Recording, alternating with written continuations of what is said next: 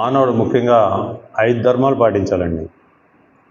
ఆహార ధర్మము, నీటి ధర్మము, వ్యాయామ ధర్మము, విశ్రాంతి ధర్మము, విసర్జన ధర్మము. ఈ 5 ధర్మాలు పాటించాలి. ఆహార ధర్మం గురించి ఎలాగో తెలుసుకుంటాం కాబట్టి, నీటి ధర్మం, నీరు ప్రతిరోజు 3 లీటర్లకు తగ్గకుండా నీరు తీసుకోవాలి. నీరు తగ్గితే ఏమవుతుంది? డిహైడ్రేషన్ వచ్చేస్తుంది. అలాగే మన జాయింట్స్లో ఉండేటువంటి కార్టిలేజ్ అనే పదార్థం ఎండిపోయి కీళ్ళ నొప్పులు రావడానికి అవకాశం ఎక్కువగా ఉంటుందండి. కంపల్సరీగా 3 లీటర్లు తక్కువ తీసుకోవాలి. అదే వేసవికాలం లాంటి సమయంలో అయితే 4 లీటర్లు 5 లీటర్లు తీసుకున్నా కూడా ఇబ్బంది లేదండి. అలాగే వ్యాయామ ధర్మం, ఎలాగో వచ్చి యోగా చేస్తున్నారు కాబట్టి వ్యాయామ ధర్మం పాటిస్తున్నారు. విశ్రాంతి ధర్మము, కనీసం 6 గంటల విశ్రాంతి కావాలండి మనకి ప్రతిరోజు కూడాను. ఇంకా చదువుకునే పిల్లలైతే 8 నుంచి 10 గంటలు కావాలి. ఇంకా చిన్న పిల్లలైతే 12 నుంచి 14 గంటలు వాళ్ళ విశ్రాంతి కావాలండి కంపల్సరిగా. విశ్రాంతి తీసుకుంటే ఏమొస్తుంది మనకి? మరలా ఎనర్జీ వస్తుంది. అవునా? ఈ విధంగా విశ్రాంతి తీసుకోవాలి. విసర్జన ధర్మము, మనం ఏమి విసర్జిస్తాం? మలమూత్రాలు, స్వేదము, ఇంకా వెంట్రుకలు, కేశములు, గోళ్ళు, ఇవన్నీ కూడా సక్రమంగా విసర్జించగలగాలి. ఎటువంటి ఇబ్బంది లేకుండా విసర్జించగలిగేటట్టుగా ఉండాలి. ఇక మొదటిది ఆహార ధర్మానికి వచ్చినట్లయితే ముఖ్యంగా 5 నియమాలు పాటించాలండి. మితాహారము, హితాహారము, సమయానుకూల ఆహారము,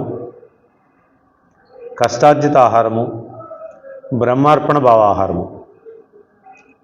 మనం ఆహారం తీసుకోవడానికి 5 నియమాలు పాటించాలి. మొదటిదేంటి? మితాహారము. మితము అంటే కొద్దిగా. మరి అందరికీ ఒకటే కొలత సరిపోతుందా? పెద్దలకి పిల్లలకి అందరికీ సరిపోదు. మరి ఏం చేయాలి? మన ఉదరాన్ని 4 భాగాలు చేసుకోవాలి. మన ఉదరాన్ని 4 భాగాలు చేసుకోవాలి. 2 భాగాలు ఘన పదార్థంతో నింపాలి. 1 భాగం నీటితో నింపాలి. ఇంకొక భాగం ఖాళీగా ఉంచాలి. మనము తీసుకునే శ్వాస వెళ్ళి రావడానికి ఖాళీగా ఉంచాలి. మరి ఉదరాన్ని ఎలా కొలతలేద్దాం? వేయగలమా? వేయలేము. మరి ఏం చేయాలి? పూర్వం ఎక్కడ కూర్చొని భోజనం చేసేవారు?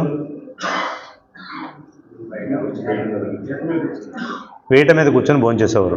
అప్పుడు కంచం ఎక్కడ ఉండేది? నేల మీద ఉండేది. ఏం చేయవలసి వచ్చేది? అప్పుడు ముందుకు వంగి తినవలసి వచ్చేది. మనకి ఉదరం సగం నిండేటప్పటికి ఇంకా చాలు అనే భావన కలిగి ఆపివేసేవాళ్ళు. మరి ఈరోజు కంచం ఎక్కడికి వచ్చింది? పైకి వచ్చేస్తుంది. మనం కిందన్నాం. ఎంత వేస్తున్నామో తెలియట్లేదు, ఏం తింటున్నామో కూడా తెలియకుండా తినేస్తున్నాం. అలా కాకుండా మనము ఎంత ఆహారం అయితే తీసుకున్నామో ఇంకా అంత తినగలం అనుకున్నప్పుడు ఆపివేయటం మంచిదండి. మనం ఎంతైతే ఆహారం తీసుకున్నామో ఇంకా అంత తినగలం అనుకున్నప్పుడు ఆపివేయాలి. ఇది అలవాటు చేసుకుంటే నిదానంగా అలవాటు అవుతుందండి. లేదు అవకాశం ఉంటే పీటలు మళ్ళీ చేయించుకొని పీట మీద కూర్చొని భోజనం చేయండి. ఎటువంటి ఇబ్బంది ఉండదు. ఈ విధంగా మితాహారం తీసుకోవాలి. రెండవది హితాహారము, హితమైన ఆహారము. దేనికి హితమైన ఆహారము? మన శరీరానికి హితమైన ఆహారం తీసుకోవాలి.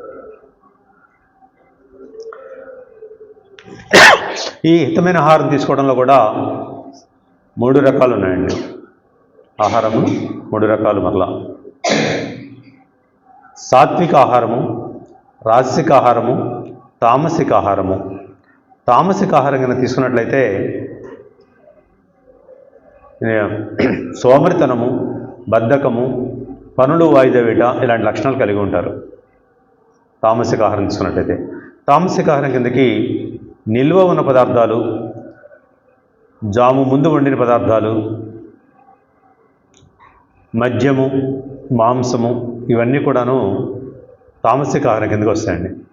ఇవి తీసుకుంటే ఎలాంటి లక్షణాలు ఉంటాయి?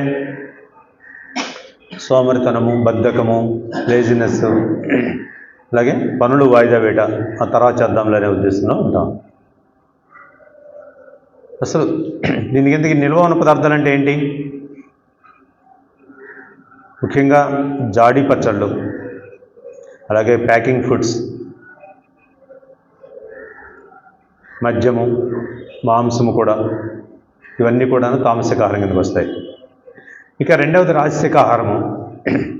రాజసిక ఆహారం కింద తీసుకున్నట్లయితే నేను నాది అనే స్వార్థము, అసూయ, ద్వేషము ఇలాంటి లక్షణాలు కలిగి ఉంటారు. ఈ రాజసిక ఆహారం కిందకి అతిగా వేడిగా ఉండే పదార్థాలు, అతి చల్లని పదార్థాలు, అతిగా కారము ఉప్పు కలిగిన పదార్థాలు, అతిగా ఆయిల్ ఉండే పదార్థాలు, ఇవన్నీ కూడా రాజసిక ఆహారం కిందకి వస్తాయి. అతిగా వేడిగా ఉండే పదార్థాలు ఏంటి? కాఫీ, టీలు. అతిగా చల్లగా ఉండే పదార్థాలు కూల్ డ్రింక్స్, ఐస్ క్రీమ్స్. అతిగా కారము ఉప్పు ఇవన్నీ ఉండే దీంట్లో మళ్ళీ ఇక్కడ కూడా జాడీ పచ్చళ్ళు వస్తాయండి.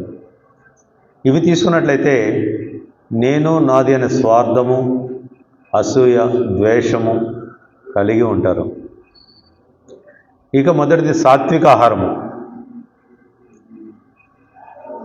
సాత్విక ఆహారం తీసుకున్నట్లయితే జాలి, దయ, కరుణ, ముఖ్యంగా వివేకము, విచక్షణ కలిగి ఉంటారండి. సాత్విక ఆహారం తీసుకుంటే వివేకము, విచక్షణ కలిగి ఉంటారు. సాత్విక ఆహారం కిందకి ఆకుకూరలు, కాయగూరలు, పండ్లు ఇవన్నీ కూడా సాత్విక ఆహారంగా చెప్పవచ్చు. సాత్విక ఆహారాన్ని, పండ్లని శుద్ధ సాత్విక ఆహారంగా చెప్పుకుంటాం. ఎందుకంటే ప్రకృతి నుంచి ఎలా వచ్చినాయో అలా తీసుకుంటాం కాబట్టి. సాత్విక ఆహారం తీసుకుంటే ఎలాంటి లక్షణాలు ఉంటాయి? కరుణ, జాలి, వివేకము, విచక్షణ కలిగి ఉంటారు.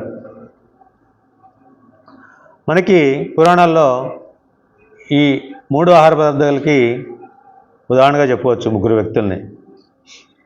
ముఖ్యంగా రామాయణంలో ఎవరు వాళ్ళు?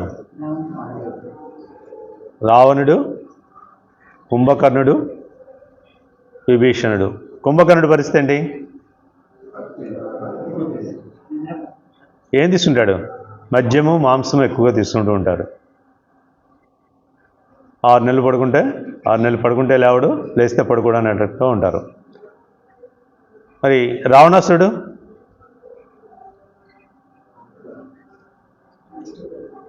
ఎలా ఉంటాడు? అసూయ, ద్వేషము, స్వార్థము ఇలాంటి లక్షణాలు కలిగి ఉంటారు. మరి విభీషణుడు విచక్షణ, వివేకము కలిగి ఉంటారు. మరి 3 ఒకే కుటుంబంలో వ్యక్తులు, కానీ వారు తీసుకునే ఆహార పదార్థాల వల్ల వారి ఆలోచనలు అలా ఉంటూ ఉంటాయి. ఈ విధంగా హితాహారం అంటే ఏం తీసుకోవాలి? మనం ఇప్పుడు సాత్విక ఆహారం తీసుకోవాలి. తామసిక ఆహారాన్ని పూర్తిగా మానివేయాలి. రాజసిక ఆహారాన్ని తగ్గించుకోవాలి. సాత్విక ఆహారాన్ని ఎక్కువగా తీసుకోవాలి. ఈ విధంగా హితాహారం తీసుకోవాలి. ఇంకా 3వది సమయానుకూల ఆహారము. రోజు ఒకే సమయానికి ఆహారం తీసుకోవడం అలవాటు చేసుకోవాలి. ఒక అరగంట అటు ఇటుగా ఒకే సమయానికి ఆహారం తీసుకోవడం వలన మన జీర్ణాశయంలో యాసిడ్స్ రిలీజ్ అవుతూ ఉంటాయి. అవి రిలీజ్ అయినప్పుడు కనుక మనం ఆహారం తీసుకోలేదనుకోండి, అవి వాటిపైన చేసుకెళ్ళిపోతాయి. ఏం చేస్తాయి? ప్రేగు లోపలి గోడల్ని తినేస్తాయి. తద్వారా అల్సర్లు ఏర్పడతాయి. లేదు మనం ఆహారం తీసుకున్నప్పుడు అవి రిలీజ్ అవ్వలేదు, మనం తీసుకున్న ఆహారం పూర్తిగా జీర్ణం అవ్వక గ్యాస్ ట్రబుల్ లాంటివి ఏర్పడతాయి. అందుకని రోజు ఒకే సమయానికి ఒక అరగంట ఇటుగా ఆహారం తీసుకోవడం అలవాటు చేసుకోండి. ఇక 4వది కష్టార్జిత ఆహారం. మరి ప్రకృతిలో ఉన్న జీవరాశులన్నీ కూడా వాటి ఆహారాన్ని అవే సంపాదించుకుంటున్నాయా? అలాగే మన కష్టార్జిత ఆహారాన్ని మనం తీసుకోవాలి. పిల్లలు తల్లిదండ్రుల సంపాదన మీద ఆధారపడి ఉంటారు. గృహిణి భర్త సంపాదన మీద ఆధారపడి ఉంటుంది. కానీ యజమాని మాత్రం తన సంపాదన మీద మాత్రమే ఆధారపడి ఉండాలి. ఇంకా లాస్ట్ది ముఖ్యమైనది బ్రహ్మార్పణ భావ ఆహారము. మరి ఇప్పుడు ఏ అర్పణ భావంతో తీసుకున్నారు ఆహారాన్ని? టీవీలు ఫోన్లు చూస్తూ తీసుకుంటున్నారా? కనీసం భోజనం చేసే 10 నిమిషాలైనా సరే ప్రశాంతంగా మనం ఏం తీసుకుంటున్నాం, ఎంత తీసుకుంటున్నాం, ఎలా తీసుకుంటున్నాం అనేది గమనించుకుంటూ చేయండి. కనీసం ఆ 10 నిమిషాలైనా సరే ఫోన్లు టీవీలు ఆఫ్ చేసేయండి. భగవంతునికి అర్పించి ఆహారం తీసుకోండి. తద్వారా భగవంతుడు ఏమైనా తీసుకుంటాడా? ఏం తీసుకోడు, మనమే తీసుకుంటాం. కాబట్టి బ్రహ్మార్పణ భావ ఆహారం తీసుకోండి. టీవీలకి ఫోన్లకి ఇదొకండి. ఫోన్ టీవీ చూస్తూ తీసుకుంటారు, అక్కడ ఏదో ఫైటింగ్ సీన్ వస్తుంటుంది, ఏం చేస్తారు? కోపంగా తింటారా?